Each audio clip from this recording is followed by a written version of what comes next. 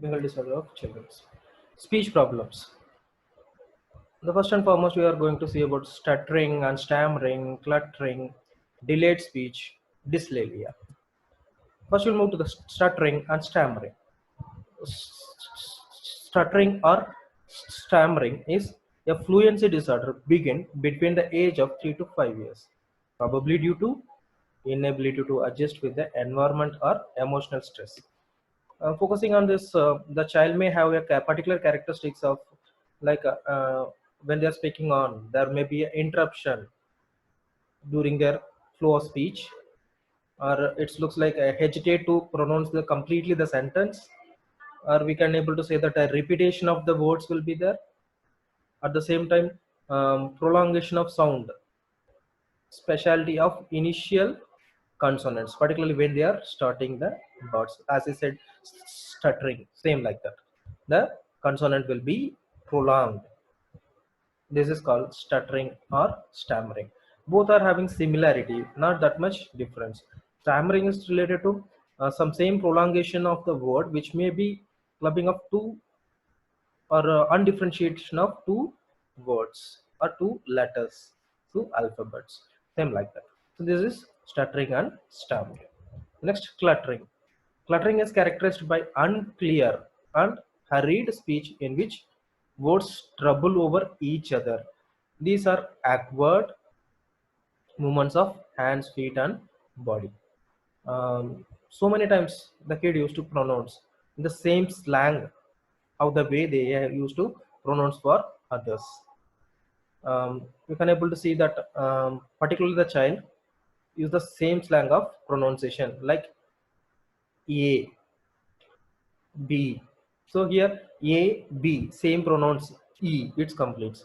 Then C, then D, E, F, G, H, I, J. Same like that. When it comes N, they used to say it as Yanni. They used to say it as Yanni. So that is the cluttering. There are awkward movement of hands and feet or body over each other of trembling of words. This will be present. These children have erratic and poor organized personality and behavior pattern. They need psychotherapy. The kid, those who are particularly having cluttering. Once again, it is characterized by unclear and hurried speech in which words tumble over each other. Delayed speech. Delayed speech beyond 3 to 3.5 years or 3.5 years of age can be considered as organic causes like mental retardation, infantile autisms, then hearing defects, or severe emotional problem. These are the possibility of cases where the delayed speech will be present. The exact causes must be excluded for necessary intervention. And nowadays we can able to see that nowadays the growing kids, particularly this age group, and due to urbanization also, as well as due to nuclear family, and it is more common both the parents were working. In those scenario, if you are seeing, they may have a single child where nobody is not there to take care of the child because both the parents are working. So the child, after coming from the school, staying alone in the home, or maybe with the gadgets like mobile phone, TV, or other thing, where they are having less indulge about the socialism of activity as well as the communication. So nowadays the kids are maximum not having the social smile as well as the communication. They never talk to each other. They'll be just engaged busy with their gadgets or with their mobile phones maximum time, which also maybe leads to one of the problem for delayed speech. Then dyslexia. Dyslexia is most common disorder of difficulty in articulations. Particularly, this is caused by abnormalities of teeth, jaws, or palate, or due to emotional deprivations. More commonly, you can able to find out the person those are having cleft lip or cleft palate. How they used to pronounce. Excess air sound will be produced, so they can't able to talk properly or speak properly or pronounce properly. Treatment of the structural abnormalities and speech therapy should be done adequately for these persons. In absence of structural problem, the responsible emotional disorder or the factors should be treated, considered and ruled out. Automatically the child can able to proceed further in a proper way of pronouncing the words or articulating the words. The parent should be informed about the modification of family environment and correction of deprivations. So this is about dyslexia. Next, moving on to the sleep disorder. Disturbance of sleep usually occur in deep sleep, that is stage 3 or 4 of non-randomized movements or non-rapid eye movements sleep. The common sleep problem are difficulty to fall asleep, nightmares, night terrors, sleepwalking, somnambulisms, or sleep talking like somnoloquio. Then bruisum, that is teeth grinding. More commonly, we can able to see these teeth grinding in case of chronic disorder like asthma. Example, you can able to see the teeth grinding of the child.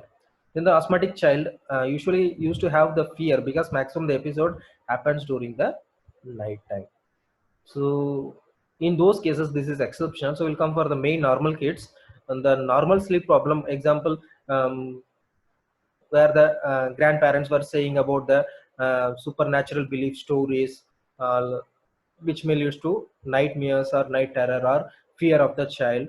So that will make the child to have the sleep properly or disturbed sleep will be present for the child. Okay, so here the child is completely lie down, eyes also closed, but the sleep was not sound sleep, the sleep was disturbed. They can able to half realize what is going on, they can able to. Then management. In all these problems, the child should have light diet in dinner and pleasant stories are seen at bedtime. Particularly we can able to use like good moral stories during the bedtime. No exciting games and pictures and frightening stories, ghost, murder, accident should not be allowed at night. Parents should allow relaxed comfortable bed and emotionally healthy environment to the child. In case of sleepwalking, door and windows to be kept closed and dangerous objects should be removed. In consultations with doctors and psychotherapists for special drug therapy and psychotherapy, that are exceptional. So mainly if you are saying about these, the main activity we are following in this particular management is, the parents are advised to tell about a moral stories to the kid, and the parents are advised remove the bright light in the room. One. Second one, minimum before the bed, 1 hour minimum before the bed, the screen viewing has to be stopped, like watching TV or mobile phones, that should be completely stopped. Then just to talk to the kid. Mainly the second one is, uh, we are advising the parents just to talk to the kid about the incidents happened today in the school.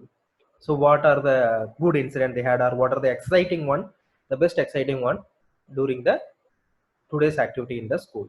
So which will make the child to recall their best one, or the most identifiable one for them, which is not, or which is the happiest moment for them, where they used to recall those things which help them to have a sound sleep for the child.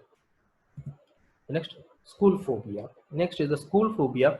It is more common or most common for maximum, even though we are also got exposed. Even sometimes we used to have um, about our job phobia, we can able to say that, working environment phobia, and the hesitated to go. Sometimes we used to like, why I want to go today, I'm feeling something, today meeting will be there, so it should be a problem. Same like that, the kids, they're kids, so it's a more common for them, it's a new environment for them, so you usually have this emotional disorders of the children who are afraid to leave the parents. Particularly the first time they are moving on, the separation anxiety is more common. Then especially mothers, and prefer to remain at home and refuse to go to school. Absolutely.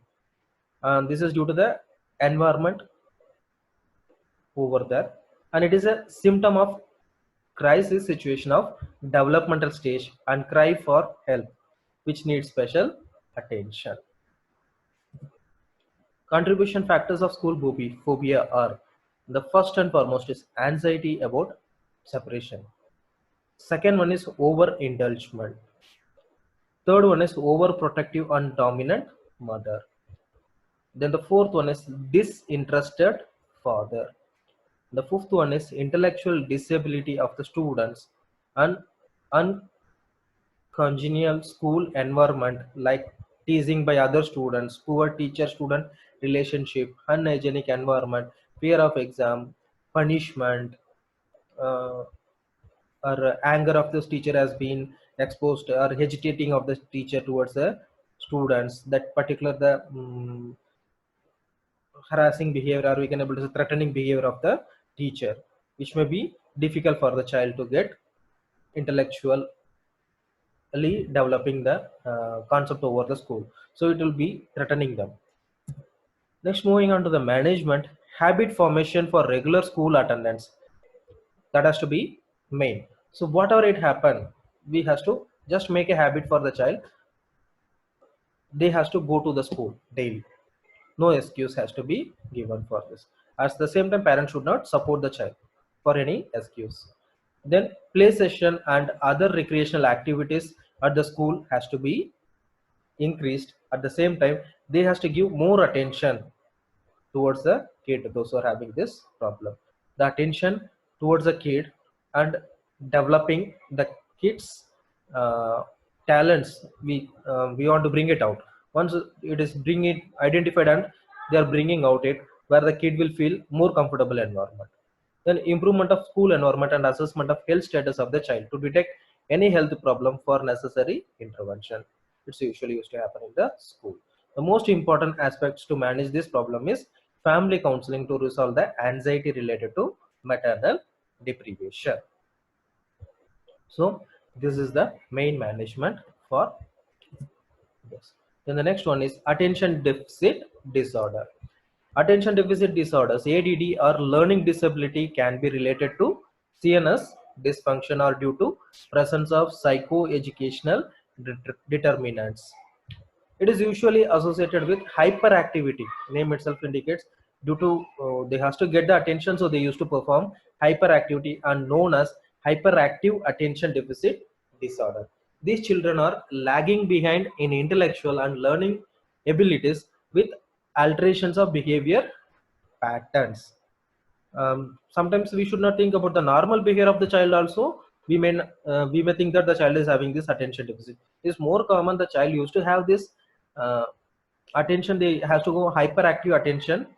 In those cases, what happen if any relatives comes to our home, the kid want to show their attention, their presence. So what they will do, they will dance in front of them, they will be explaining about their interest, or frequently they used to come and ask in between what is going on, what are the things, and they used to talk, this is my favorite one, this is my favorite sports, I used to perform this, like that they used to show their behavior. Same like that here, that is usual one. But in this scenario, the child used to repeat this one in the schools, where they are not concentrating on their activity. When the class is going on, when the teacher is teaching, the child has to be attentive towards the class, but the child easily distract from the class. They can't able to concentrate more than, yeah, particularly they can't able to concentrate more than 15 minutes. They will be just listening over the class, and frequently they used to diverted from the environment. Causes of this problem is not understood clearly, but predisposing factors are prematurity or low birth weight, then brain damage due to infection or injury, then interaction between genetic and psychosocial factors. So manifestation, combination of reading and arithmetic disability, impaired memory, poor language and speech development, inappropriate understanding of spoken words. The child is usually overactive, aggressive, excitable and impulsive and inattentive. They may be easily frustrated, irritated and show temper tantrum. Social relationship and adjustment are poorly developed. They will be having poor, less friendship, or they fails to establish a good relationship or friendship with other peer groups. So only selective one or two friends may be present for them. Management done by team approach, including pediatrician, psychologist, psychiatrist, pediatric nurse specialist, school health nurse, teachers, social worker, and parents. Behavior modification, counseling, and guidance of parents and appropriate training and education of the child has to be done. Mainly, the parents are going to play the main role, always appreciating the child for a good sign of behavior than the avoiding the punishment for the bad sign of behavior. Never tease the child for their particular activity. Accept the child as they are, and from there we want to cultivate the positive attitude for the child. Drug therapy can help to improve the CNS dysfunction or other associated problems. The next we are moving to the behavioral disorder of adolescence or problems of adolescence. The first and foremost one, if you are seeing, the masturbation. Masturbation or genital stimulation by handling the genitals gives pleasure to the children because they had reached their secondary sexual characteristics. Maximum children, they used to reach their secondary sexual characteristics. The infants and toddlers do this out of pure curiosity of primary sexual characteristics. The older children masturbate due to anxiety or sexual feelings, arousals. Then boys during teen years mostly engage with this practice. Next, juvenile delinquency. Juvenile delinquency means indulging in an offense by child in the form of premeditated or purposeful unlawful activity, or we can say it as antisocial activity done habitually and repeatedly. Usually children belongs to broken family or emotionally disturbed family with overcrowded unhealthy environment and having financial or legal problem. They used to indulge in these kind of activities or offenses, particularly like they are indulging in or they are indulging in antisocial behavior. Most commonly they used to do like theft.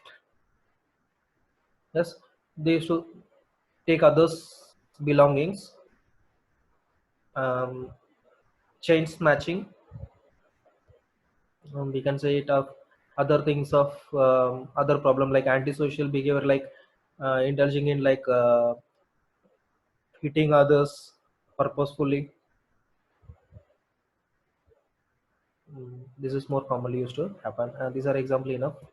The next factors contributing to this are rapid urbanization and industrialization, social change and changing lifestyle, influence of mass media, change in moral standards and value systems, lack of educational opportunities and recreational facilities, poor economy, unsatisfactory condition at school and colleges, unhealthy student-teacher relationship, and lack of discipline. Then delinquent behavior. Next is delinquent behavior. The juvenile delinquent behavior includes lying, theft, burglary, then truancy from school, run away from home, habitual disobedience, fights, ungovernable behavior, mixing with antisocial gang, cruelty to animals, destructive attitudes, murder, sexual assaults, etc. In broad sense, delinquency is not merely a juvenile crime. It includes all deviations from normally youthful behavior and antisocial activities.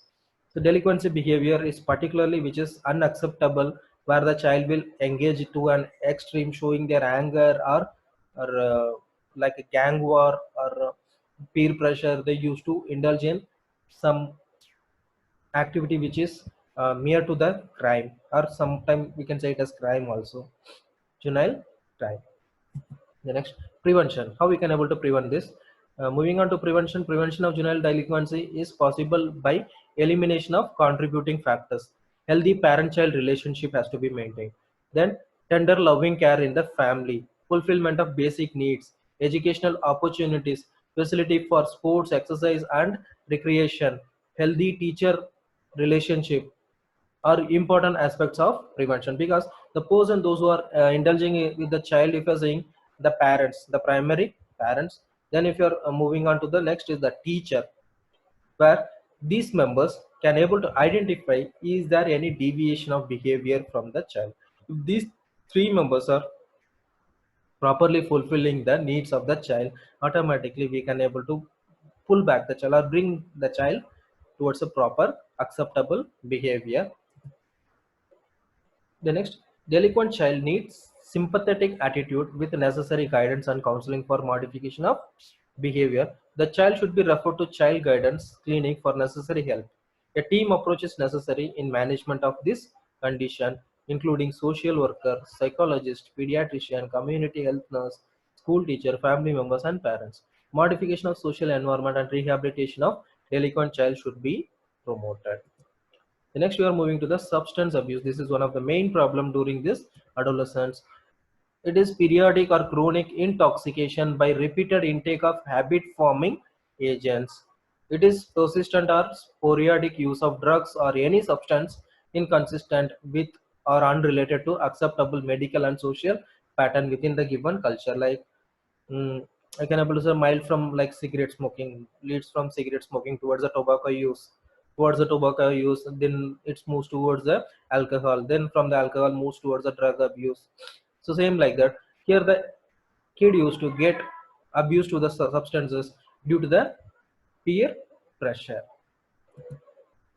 Preventive measures: provisions of adequate facilities for recreation and entertainment, poor channelization of adolescent into constructive activity, inculcation of dangers of drug abuse among students, teachers, and family members, provision of mental health programs and periodical psychiatric guidelines or guidance facilities in schools, then strict implementation of drug control measures, individual and group health education about the ill effects of drug abuse, provision of emotional support to the older children to prevent frustration, conflicts, confusion, and mental tension, provide psychotherapy, de-addiction services, and rehabilitation for addicted children. So preventive measures mainly we can able to prevent. How we can able to prevent?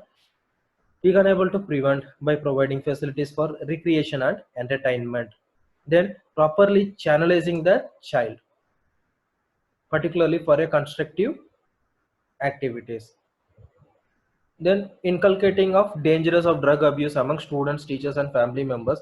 So it is regularly happening like about the drug abuse, the advertisement or health education has to be given to the teacher as well as the students, in the form of we can able to take health education or role play, then models, then advertisement in TV or movies, and even though the family members they can also include in this one, like gathering of parent teachers meeting. During that time they can able to clearly explain about this, how to identify if the child is getting addicted or habituating for this problem, and how to cure or recover from this problem.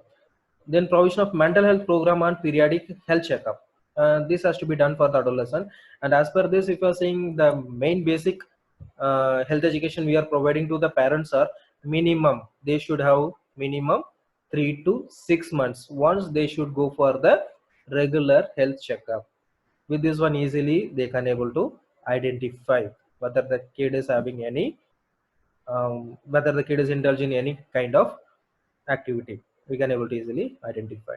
Okay, then we have to show the child about the ill effects of the drug abuses in a positive manner, not pulling them towards a negative manner.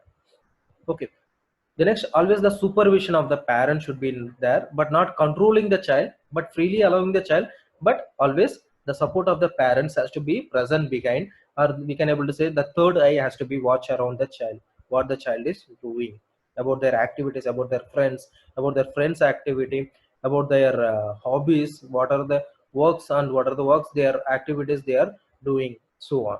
That has to be identified. Then any kind of emotional changes from the child, frequently getting anger, irritations, not gathering for the regular gathering of the family gathering get together, they're not gathering for that, avoiding those things, where the parents one small minute changes of behavior also they has to identify, and they has to carefully watch for any possible signs. Okay, if so identified, then provide psychotherapy or de-addiction services in case of the child is addicted, then rehabilitation for addicted children. The next, anorexia nervosa. Anorexia nervosa, refusal of food to maintain normal body weight. It's more commonly we know. So reducing food intake, especially fats and carbohydrates. This is a habit which is done to have a slim physique, to have the slim physique. So voluntarily they used to stimulate their gag reflex and vomiting will be present.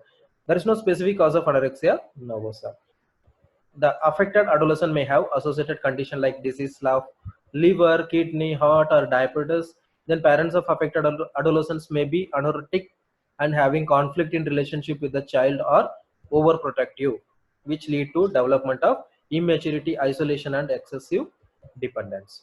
Manifestation are undernutrition, marked weight loss, bizarre food intake pattern, then dryness of skin, hypothermia, hypotension, bradycardia, amenorrhea, then constipation. These are more common, we know very well. Then management, uh, particularly we want to come for the management. Here we want to see that the psychotherapy is going to give the most preference or the first most top priority for the child.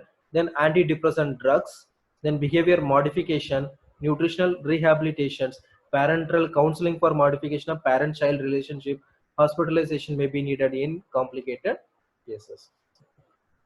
Then about the nursing responsibility in the behavioral disorder, the main and foremost responsibility, if you are saying about, we want to assess the child completely, the history taking and the physical examination, which is going to get the information from the parents as well as from the kid, where we can able to come to a conclusion what the subjective data were giving the explanation.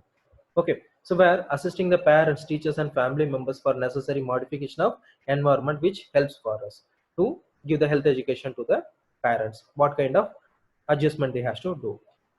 Okay, for the modified behavior of the child. The next, the physical examination, which gives us the clear picture about the child, physical, adequate physical, psychological, and social support, how much support we can able to provide for the child. So along with that, which is going to give the helping hand from the parents only here, 100%. Then creating awareness about psychosocial disturbances which may lead to behavior problem during developmental stages. Then providing counseling particularly for the parents as well as for the child to solve the problem whenever necessary and for tender loving care of the child. And we want to make the parents to understand this is the beginning stage, where when we can able to identify at the beginning itself, we can able to solve the problem, where the child will become a healthy adult in the future. Okay, participating in the management of problem child as a member of the health team along with pediatrician, psychologist, and social worker, organizing child guidance clinic, referring the child with behavior problem for necessary management and support to better health care facilities, child guidelines, clinic, social welfare service, and supportive agencies. So by this we are completing today's topic, the behavior problem completely of children and adolescents. Thank you.